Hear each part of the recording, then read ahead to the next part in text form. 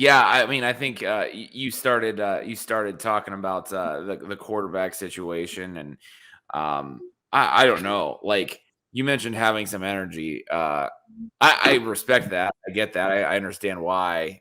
It's nice to see Tyler Buckner come in and do something that was pretty exciting, and I don't know, show glimpses of what the future at quarterback is for Notre Dame. I got to be honest, that I'm I am exhausted. Like I'm spent in terms of just like trying to just rack my brain or wrap my mind, I guess, around um, what in the heck is going on at Notre Dame with the quarterback situation, with everything. And I've got my theories, I guess. Like you mentioned, you and I kind of talked about this, um, you know, yesterday, today about the quarterback situation and what I sort of think is going on there. I don't really know. I don't really know. I think just to sort of keep it short, and we can kind of talk about this, a little bit more, I suppose, but to sort of just summarize my thoughts to start it off, um, I think it's pretty obvious that Notre Dame views Tyler Buckner as like the one guy in that room that's going to be the game changer, provided they don't bring in a transfer like you and I kind of have been talking about. And I say you and I mean that was mostly you with that kind of and I think the point. I mean, maybe since they brought in Jack Cohn as the way that like Oklahoma has been able to bring in transfer quarterbacks and have a lot of great success in the past. But I think it's pretty clear that they want to do both the deep passing and the downfield passing, I guess. I don't know, splitting hairs, I guess, calling it deep or downfield, but the downfield passing, which is why they kind of brought Jack Cohn in to kind of start to do that wrinkle. And then, the read option, the RPO stuff, which is going to play to Tyler Buckner's strength. And then eventually with Tyler Buckner, he can layer in some of that downfield stuff. I mean, at the very least, I think tonight kind of shows you that, Buckner's the future. They don't really feel like Drew Pine is, I mean, I think it's kind of funny that people are on Twitter using Drew Pine is Ian Book as an insult. I don't know. And I saw more than one person doing that. I mean, I get that they don't want to just rely on some of the things that they relied on with Ian Book with Drew Pine this year. And that's why, Cohn seems to get the nod. And then Buckner obviously comes in as the kind of the number 2 type guy. So I don't know. Like I'm exhausted to just really. I mean, it is 11:36 here on the East Coast, so I mean, I'm more exhausted by just thinking my way through everything that just happened, and I don't know. I really don't know.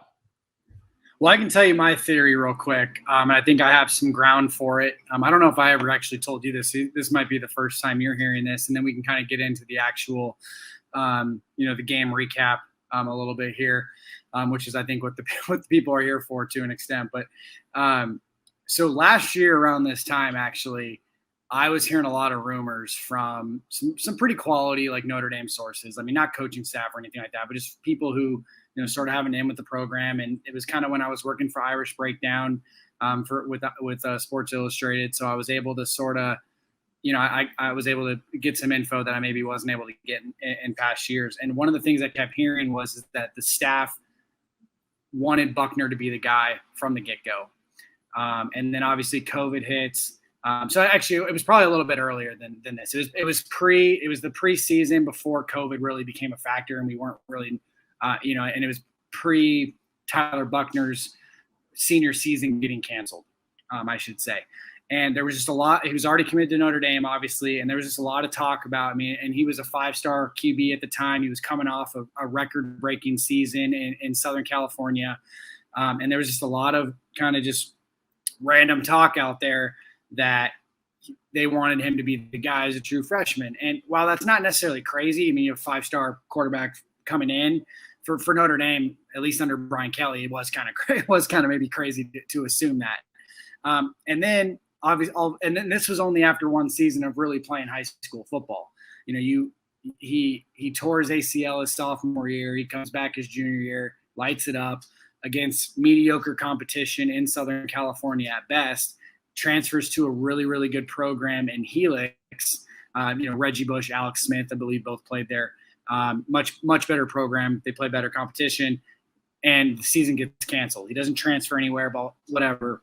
And there were even some rumors that he might come in and sit a year behind Ian Book, reclassify to the 2021 class or 2020 class, whatever it is, and then take the reins from there.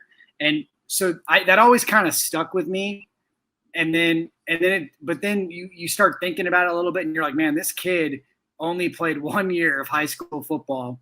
I mean, I don't know what he did his freshman year. I mean, whether he was on JV or he was the backup for his varsity team, I don't really know. But I know his statistics really only show his first game as a sophomore, and then obviously his record-breaking junior season. I'm going off a little bit of a tangent here. Like I said, that has always kind of stuck with me, that the staff wanted him. And then Kelly today at halftime says the quote, "We have been trying to hold off on him." And right then and there, I was like, boom.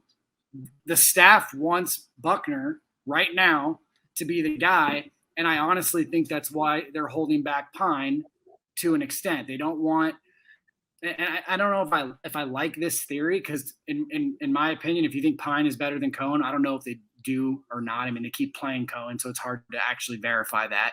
But if you do think Pine is better than Cohen right now, then he should be your guy if you're not going to play Buckner. And you shouldn't worry about next year whether or not you're going to have a QB battle, because you're going to let the best guy win that battle anyway. And if it's going to be Buckner, it's going to be Buckner, or it's going to be Pine, and maybe that turns into another Ian Book story. And, maybe he's the new winningest QB of all time to whatever it is. So that whole idea of Pine not being able to start or whatever, I really don't know where to go with that. But I think the quarterback situation became a lot more clear today at halftime specifically. It wasn't just a wrinkle that they were throwing in with Buckner, at least today. And I think when he finally made a few plays with his arm to show the coaching staff that he could do that, it was like, all right, here we go. This is the guy. We're probably not going to make the college football playoff this year with already one loss, even if we go undefeated the rest of the way. Let's get the guy we want in there rolling. And see where it goes from there. And I think barring a significant injury to his ankle, today, I think he's starting next week. Those are my actual thoughts from Kelly's. I don't know, just from what Kelly said, I guess.